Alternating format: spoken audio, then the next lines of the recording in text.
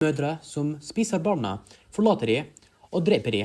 For i dag morsdag skal vi snakke om de verste mødrene i naturen. Og det siste dyret litt sånn creepy og skremmende, så følg med i videoen. Hei alle sammen, Johannes her, og i dag skal vi snakke om de verste mødrene i naturen. Og det første dyret vi har den søte hamsteren. Selvfølgelig et info om hamsteren at den hamsteren ble funnet i Syria. Den syriske hamsteren, den mest kjente hamsteren, den ble funnet i 1930. Og den hamsteren som alle kjenner, tennene vokser og vokser hele livet, og den stopper aldri å vokse. Det derfor den må kuttes med bruk av å bygge på tre. Og nå skal vi snakke om morskapen til hamsteren, og hvordan de dårlige mødre.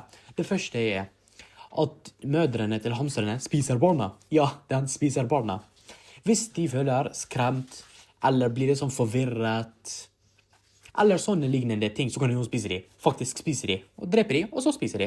Og det var et forsøk som ble gjort i de hamsterne, som fant at hvis det veldig mye lider, eller høylis, eller sånn lekende av mennesker, så øker sannsynligheten for drap av hamsterbarna. Men hvis vi gir dem nok mat, greier å bygge hus med og sånt, og ikke behandler de så mye fra mennesker og sånt, så øker sannsynligheten for drep av moren mindre, og øker sannsynligheten for å leve. Og et annet ting om hamsteren fadrene. Så en kan bare hoppe og si liksom, hva med faren? Hvorfor hjelper han ikke barna?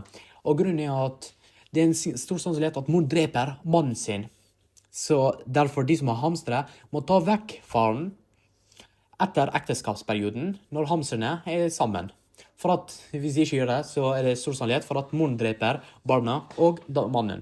Og det andre statistikk som viser at mødre hamster som nye og etter første gangen, så har de større sannsynlighet for å drepe barna enn gamle hamster. Så nå hva det du tenker om den hamsteren, den dyren som du tenker søt og sånt? Er han fortsatt søt, eller har du forandret synspunktet ditt? Og det andre dyret vi har gjøkfuglen, eller som vi kommer det fra, gjøkfamilien. Før vi starter å snakke om hvor dårlig moren med familien, må jeg si noe sånn veldig interessert med den. Og det at klokkene fra tegneserier som sier woot-woot, kommer fra den fuglen.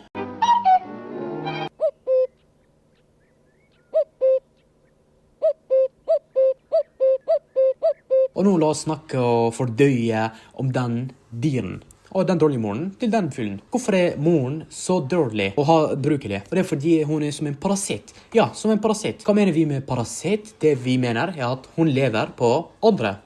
Akkurat som den personen som lever i kjellen til moren sin og har ingen bruk. Og gjøkfuglen, hva det hun gjør for å være sånn parasittisk?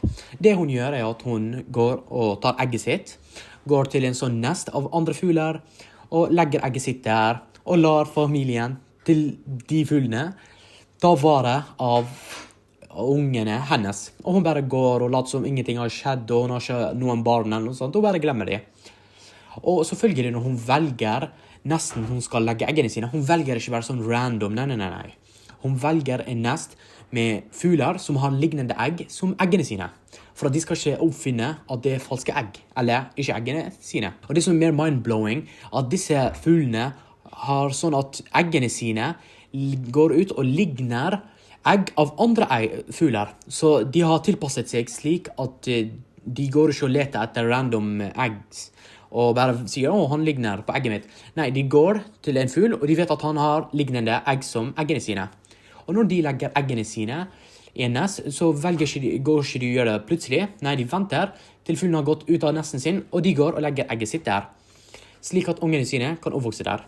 Og det noen arter av den fuglen, det de gjør, at de går, legger egget sitt, og tar et eggene som der, og kaster den, slik at den ektemoren når hun kommer, så ser hun og teller at det faktisk 5 egg. At det ikke er mer enn 5 egg, og en av de har blitt bittet. Men hvis hun kommer og ser at det er 6 egg, så kan hun tenke, kanskje det har skjedd noe og ødelegge eggene. Og den fuglen selvfølgelig ikke være sånn smart og sånt, og alene. Nei, også ungene sine også sånn smart og sånt. De kommer ut av eggene fortere enn andre egg, og de blir større fortere og trenger mer mat enn de ekte barna. Så det som skjer er at de spiser, og foreldrene gir dem mat, og har hardships for å gi dem mat. Og de tror at de gir mat til ungene sine. Og noe enda verre av alt dette her, av de barna, at noen av de har laget lider, at det er flere unger som trenger mat.